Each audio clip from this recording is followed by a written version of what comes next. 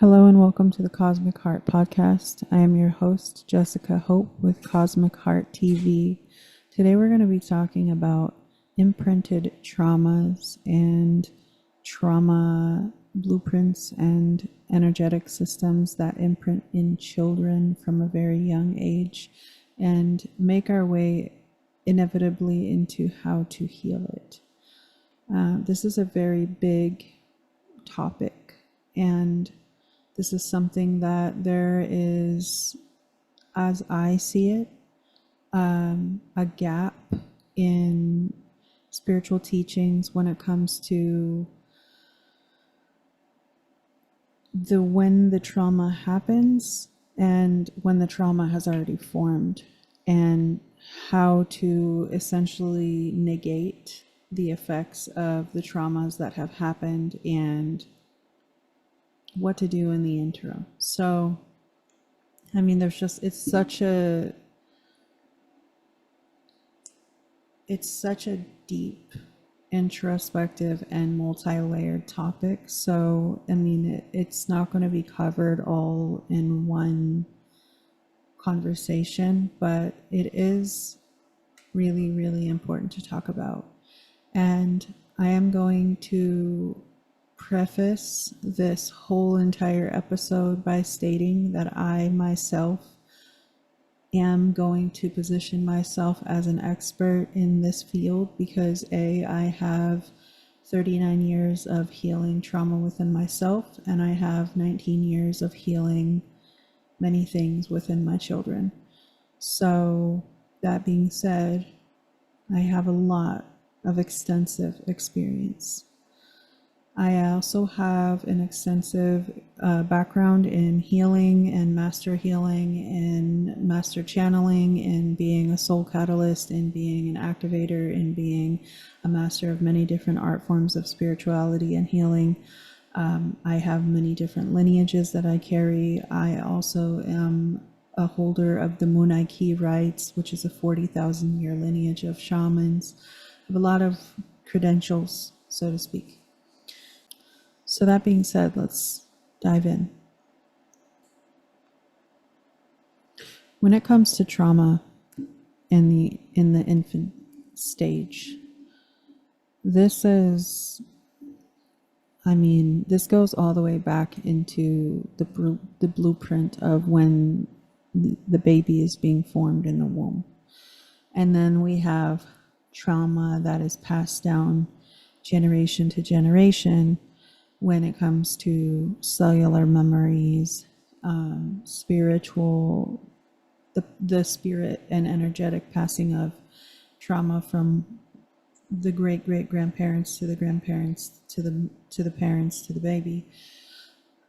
And so there's so many aspects of how trauma and traumatic events and memories can be passed down linear, or generation to generation. But this is why I say it's such a multi-dimensional, multi-layered topic, because there are so many different areas to cover. But I'm going to do my best to cover as much as I can in this episode.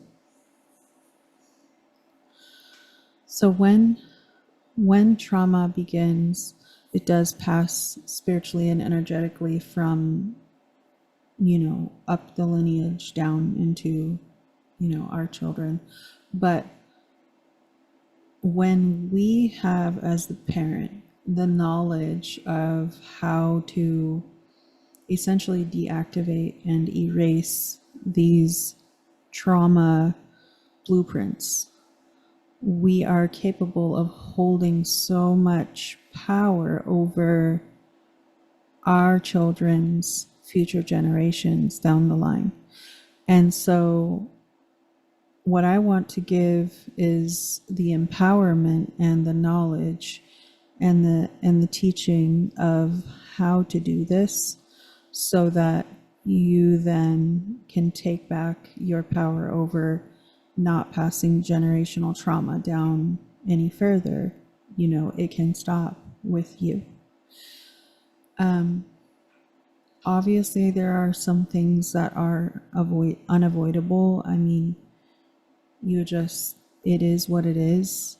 Some things, they can't necessarily be stopped, but this is about taking our power back and learning what we can. So when it comes to my personal experience, because that is something that I can speak on confidently, my oldest son, he's 19 now. When he was in my womb, I was 19 years old, and his biological father was 32. This is something that I have yet to actually share publicly until today. He was 32. I was 19.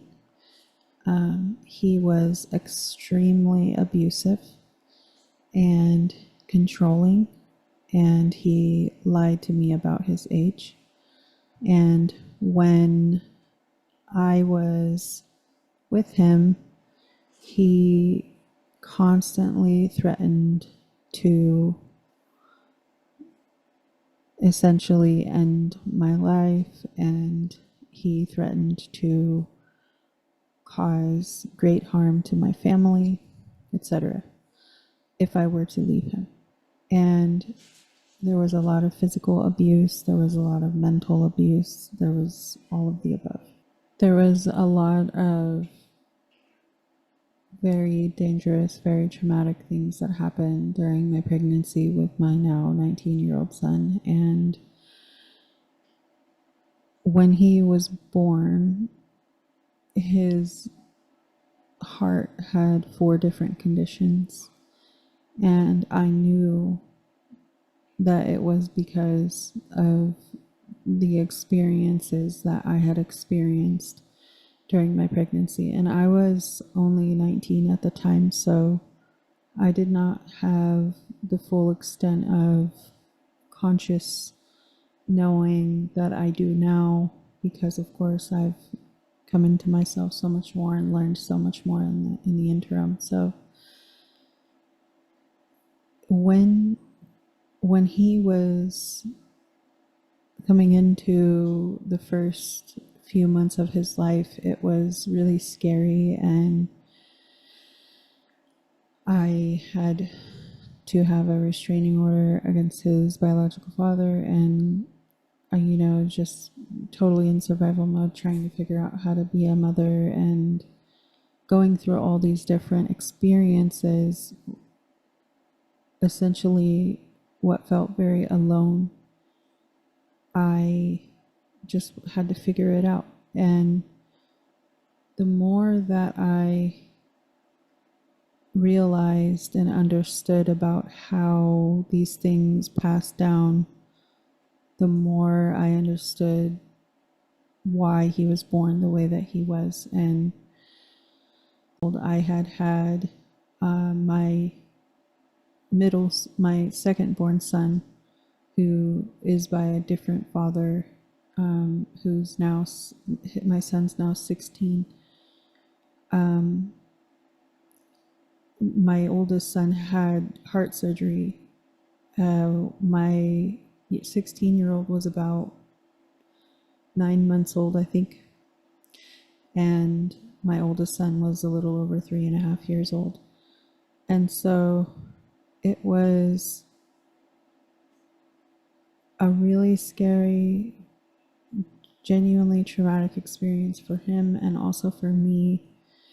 And I didn't fully know yet how to help him release the traumas that he had experienced. I understood some things, and I knew I could use energy to do certain things to help him, but I didn't consciously understand all of it yet. And so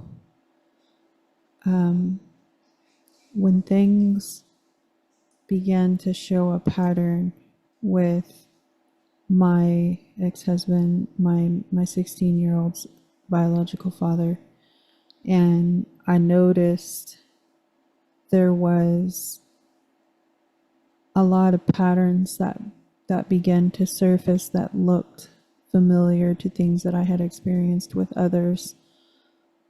I came to understand that there was something more at play, like these patterns seemed to replicate other things I had experienced, and then the more that I had seen like replications of experience I had experienced before, the more I realized it seemed to be like lessons, but like occurring in different experiences. That's how I understood it for a really long time. And then the more I learned, and the more of my children I had, and the more experiences I went through with my ex-husband, the more I realized he was getting worse. And these experiences became more increasingly traumatic. And no matter how hard I worked on coming into myself spiritually and becoming the best version of myself and learning all that I could and becoming certified in all these different things and mastering them and coming into myself as a master spiritually, and it just seemed like the experience got more and more challenging, and I didn't understand. It's like, how, if I was working so hard, why it seemed like everything was just getting more and more difficult. And so the more that I learned to find my center and listen within instead of searching and seeking for all of these answers outside of myself and people that could help me understand things, and trying to understand like everybody else's perspective of what was going on, the more I just listened within, the more I sat in silence with myself, the more I came to understand things on a more deeper level, on a more fundamental level. And so I started to learn what really was happening when I started to understand blueprints, when I started to understand how your energy field actually works. And when I started to study for myself, like thought patterns and the way that we have this energy field around us that has all these little bubbles of energy that look to me, because I have spirit sight, look to me like memories and patterns of energy. And so the more I studied everything more like a scientist, like a spiritual scientist, like really study it like quantum physics, I began to really learn that it wasn't all just like what in my perspective, and what I've come to learn is that for me, like it wasn't all just like lessons repeating themselves. It's actually patterns of energy that are actually created through trauma or really like emotionally disturbing experiences. And these energies inevitably create themselves into orbs that essentially are like magnets. And so if we don't learn to dissolve these energies or energy bubbles or these memories and these patterns, if we don't learn to like dissolve them, or transmute or transcend them into something of a more higher vibrational energy, like divine light or universal chi, energy. It will continue to live in the energy field, and it will continue to magnetize people, energies, emotions, and situations that are on the same frequency as that energy that's in your field. So then I started to really learn, like, well, how do I do that? How do I help my children? Because my children, once I learned this, I was like, well, I first of all had gone through so many different traumatic experiences. My children had gone through so many experiences that were difficult, and some of them were traumatic. And how do I help them to dissolve these things and to free them from this, so that they don't have these like lifelong ramifications and consequences. If there is a background noise, it is children outside. I don't really have much control over them. The more that I learned how to transcend and transmute these energies and emotions and patterns of energy and blueprints and these little orbs of emotional energies and disturbances and traumas and things like that, the more I learned that a lot of this stuff is so like deep rooted. And so it's kind of like there's just so many different factors in all of this, like connections to people and cords and attachment cords, and how a lot of times there's multiple cords to one person. There's multiple attachments. There's mental, emotional, physical, spiritual, energetic. I mean, there's like so many different layers and levels. And then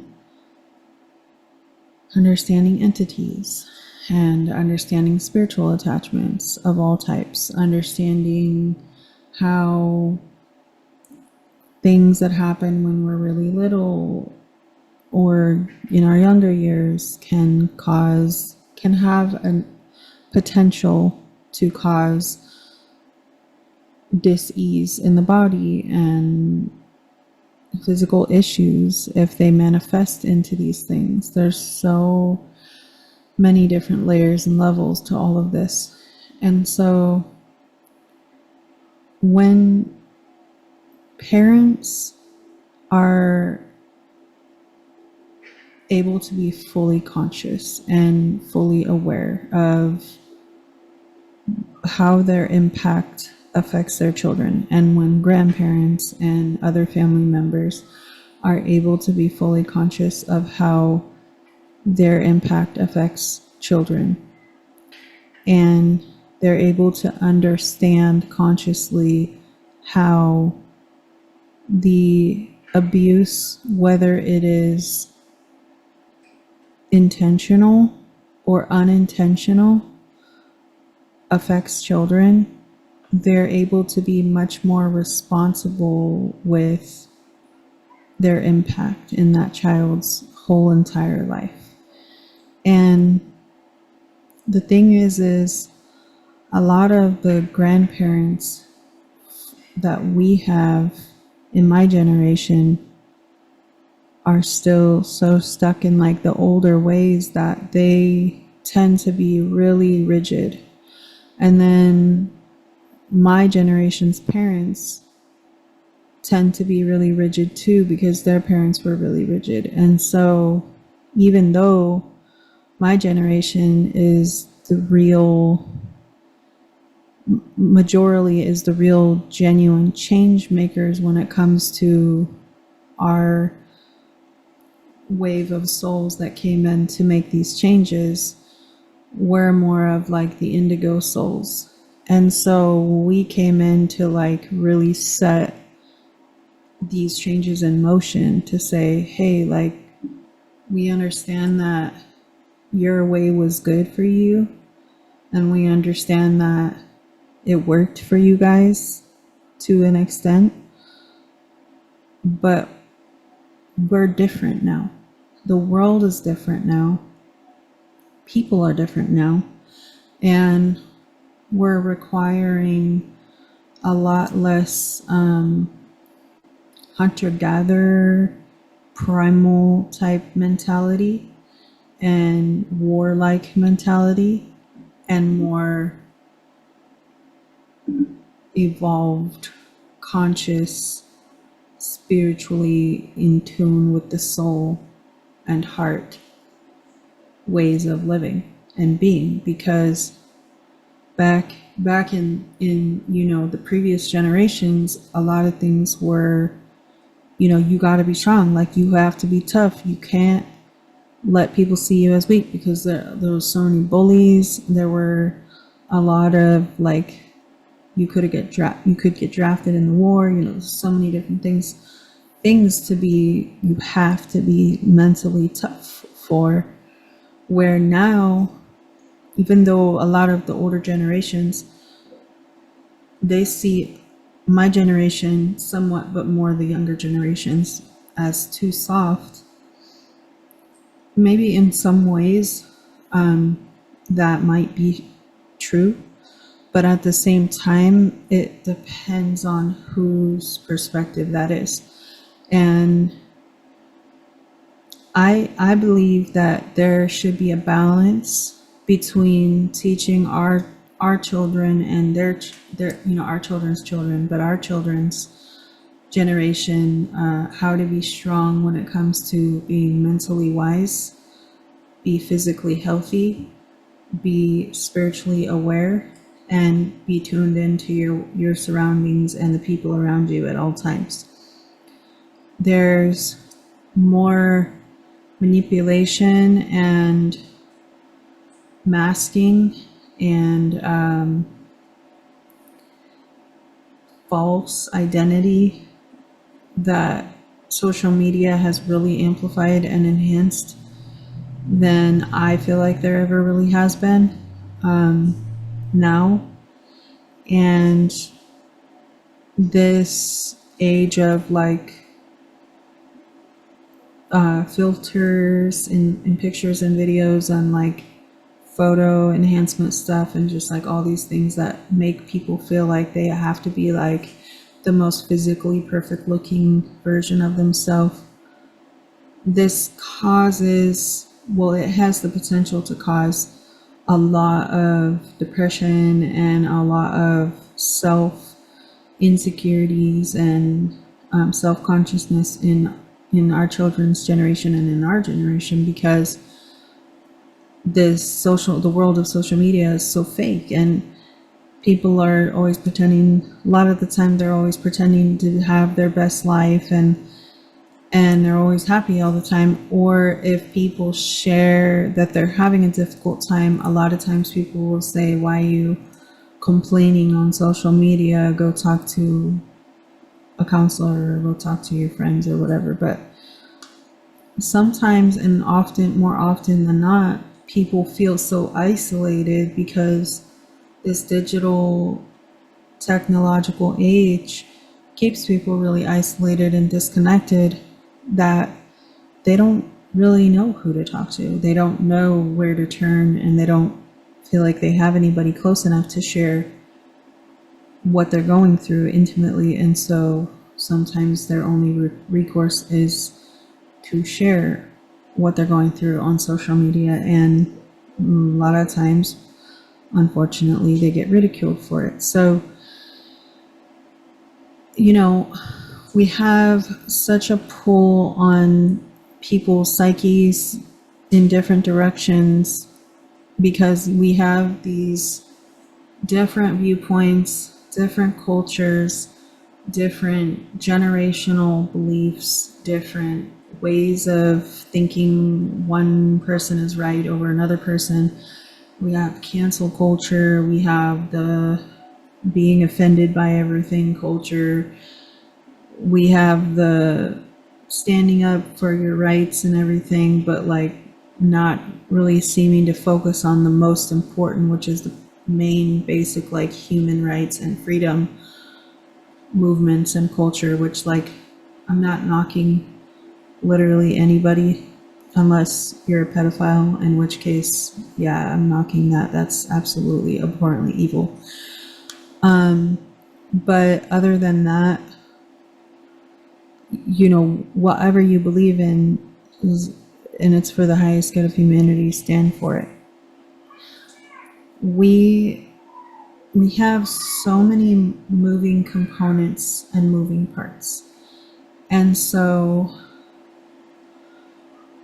it's hard to pinpoint, exactly like where all these different traumas and emotional disturbances and all these different things get in, because it's from so many different areas. I mean, it can even be movies and TV shows that are scary or horror type things that people see as children that get into them and genuinely disturb them and scare them and create real fears that this person will have to deal with consciously or subconsciously for their whole life. So there's many different ways that trauma can get into a child. It's not just through people, it's through electronics, it's through movies, it's through video games, it's through TV shows, it's through videos. There's many different ways that it can happen. It's most important that we understand as parents and caregivers that as long as we're doing the genuine best that we can, and we know that we're trying to, keep our children in a state of as protected as we can, and in a state of well-being, in a state of peace, then the rest of it is only so much in our control. We can curate what they watch. We can limit their access to social media. We can stop them from going on YouTube. We can stop them from playing certain video games. We can keep them away from people, places, and things that are capable of causing harm. But at the end of the day, if your child or a child has experienced traumatic events or harmful things or things that disturb them mentally and emotionally or bullying or whatever, then we have to know, we have to be armed with the knowledge of how to help them. And so obviously some of those things are things that are widely understood as ways to overcome trauma, such as counseling and therapy. But what I am going to suggest are ways that are also not, from what I have seen, not what have been standard practice for parents and caregivers to help children who have been through these kind of experiences. This applies to children and teenagers, yes, but it also applies to adults who have been through things at any point in your life. Some of these things are somatic release, somatic therapy.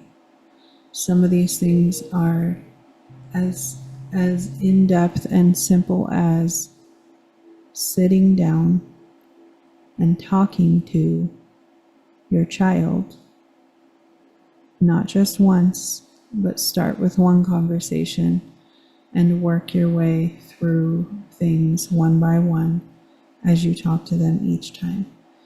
your children are going to open up to you more easily than they are more often than not than to a counselor or a therapist, because they don't have that trust and bond with a counselor or a therapist. They have that bond and trust with you if you have been a good parent to your children. And so taking these steps, even if you don't take any other ones, help heal your children so much more than sending them to a counselor. When I was younger, I was sent to a counselor and basically told to go fix myself. I mean, realistically, if you were to ask my mother, she would probably deny that, but that's because she's dealing with her own internal issues of needing to face herself. Now, when we go back to the fundamentals of how to release trauma and stuck energies and emotions so that our children and we and anybody else who's been through trauma can live free from it and live free from the ramifications of it, we have to get into the facing of things. So there are things that help this happen in a hopefully safer way when you have the right therapist, such as binaural beats therapy and EMDR therapy. These things are very, very powerful, useful tools. There's still a lot of studies being done on it, but I would also recommend heavily RIFE, RIFE therapy. It's quite powerful, quite powerful. There are things like getting copper tubing, thin copper tubing, and making a copper pyramid in your home or wherever outside of your home, if you have a yard, or inside, doesn't matter, and sitting inside of that pyramid. I actually did this years ago and it was incredibly powerful, and I amplified the power of it by taking a wand that was I don't know, maybe like a foot long, maybe less, of selenite crystal, authentic selenite, and I wrapped it in copper wire, and I actually had it hanging from the top of the pyramid over my head, and it was incredibly powerfully healing. You can do Reiki, you can do many different energy forms of healing. I do this naturally every single day. You can go to someone who's an expert in trauma release. Like I said, somatic release is a really big form of trauma release therapy. I will say something that needs to be said because it is really, really important to understand consciously, in my professional spiritual opinion. And I'm going to say two things. One is, when it comes to conscious creation and manifestation and how we tend to not want to focus on the problem versus consciously creating something better, and then when we accidentally focus on the problem too much, we can accidentally manifest more of it. This is kind of one of those situations that is essentially an exception to the rule, I would say. And this is from my perspective as a master healer and a master teacher of spirituality. I say this because when you're consciously manifesting something, it does take quite a bit of focus on it in order to manifest more or amplify more of that energy into your field.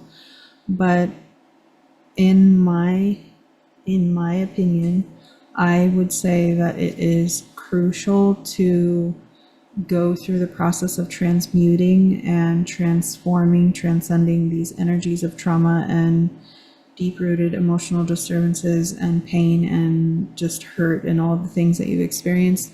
Because once it's transcended and transmuted, it's lifted out. And then you are free from it. Therefore, you will not continue to accidentally manifest things that you don't want into your reality, because then you're free from these things that you needed to release. So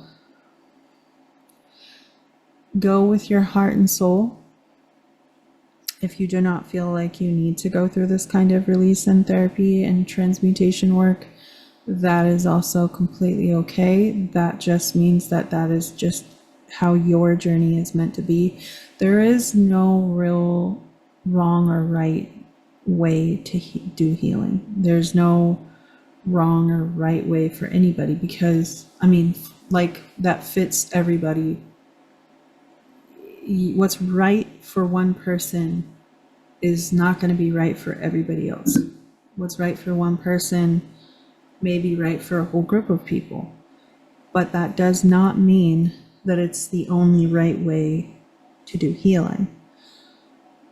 Everybody's soul and spirit energy is different, and everybody's path is unique and individual to themselves.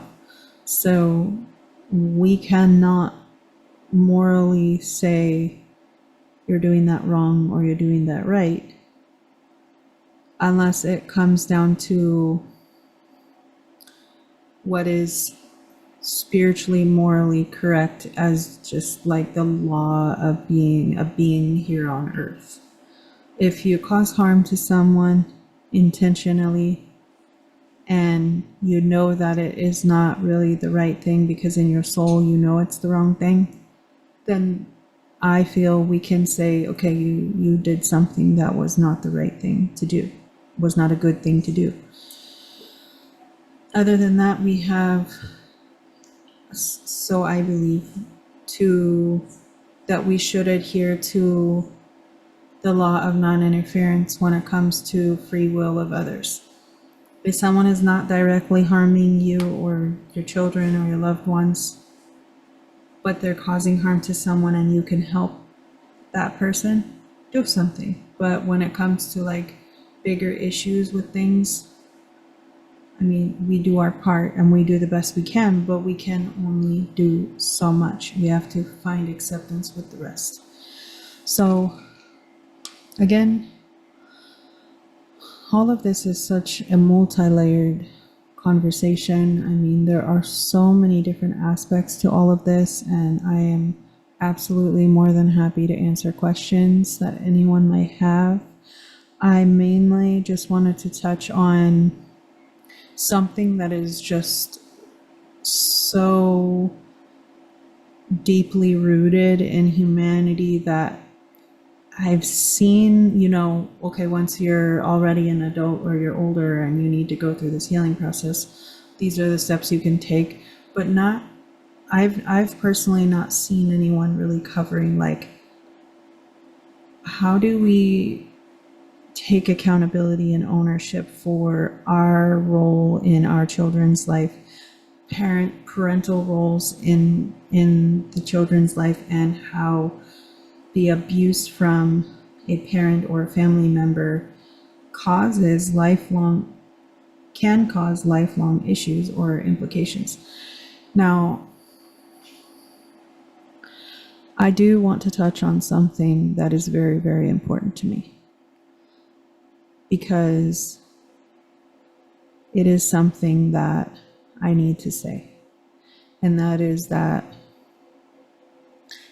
I have owned up to all of my roles in the ways that my suffering or my feeling incapable in certain moments of doing better than I was with my children. I have deeply apologized to my children. I have cried. I have opened up to them in every possible way that I needed to and can, over and over again. Multiple different layers of things that we've been working through. My thing is I am now, and have been for a very long time, healing my children and myself from multiple levels and layers of damage and abuse that have been caused by their father and others in my children. I'm healing all this damage in my children, and I'm healing it in myself, where he's not even seeming to take real full accountability for the damage that he caused. And yet I'm the one that has to, which I'm not complaining at all because I'm grateful that I can, but I'm the one that has to now help foster that healing and help repair the damage that was done and help them to become balanced and stabilized and healed versions of themselves, because these traumatic experiences and emotionally and mentally disturbing experiences cause things for them and for me that now need deep healing. And we've been through this process, going through this process for a really long time. But now it's like my youngest son has to have speech therapy. And today I had to have a conversation with his speech therapist because she was like, today I finally noticed a really big difference for him. And I noticed that he was talking more fluidly, and it's because we were talking about something that he was genuinely excited about and happy about. But I noticed when he feels stressed or anxious, that's when he says things that, like when he gets stuck and like feels blocked. And I said, I'm going to tell you, oops. And I said, I'm going to tell you exactly why.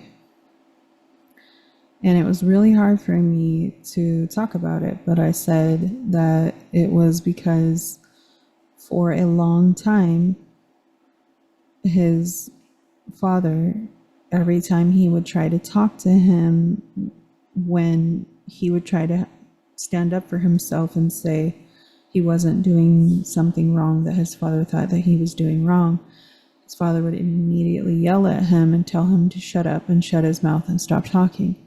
And when he would try to stand up for his brother, because he would be really mean to his brother, he would try to stand up for him and tell him that's not what was happening. Every time he would shut him down and yell at him and be aggressive and stop him from talking. And it caused a block for him being able to speak fluidly. And now I'm the one that has to help heal it. And these are the things that can happen, and ramifications of this abuse has years later still caused an issue. This is why we as parents have to be, and yes, I'm saying have to be, extremely aware and mindful when it comes to our impact on our children. Because just because you have a hard day or you're going through stress never makes it okay for you to yell at your children or treat them like they're not people with hearts and souls that you brought here into this world, that were given to you as a gift. When you treat your children like they're a burden, or like you don't like them, or even worse, like you hate them, you never want to listen to anything they have to say. When you treat them like you literally do not love them, that imprints on your children, and it makes them feel like they are not wanted. And that feeling of not being wanted and that feeling of not being loved carries with them through their whole life. And they will undoubtedly, more than likely, attract friendships and relationships that mirror exactly what you or the other parent or whoever imprinted on your children. And it is your fault, or whoever's fault that did it. And realistically, this is where accountability starts. Recognizing the impact that we have on our children, recognizing the lifelong consequences that it causes them if you mistreat them, and stopping these generational cycles of pain and trauma. Because if we want to have a better society and create better societies moving forward, it starts with us. It literally starts with us being conscious, loving parents. Gentle parenting, all these things, does not mean you're raising weak children. It means you're healing generational cycles of trauma, messed up people, and pain. And that is where real change happens. It starts with our children. It starts with being accountable for yourself and your actions. We are the change that we want to see, and we have to be fully present in every moment to be that change.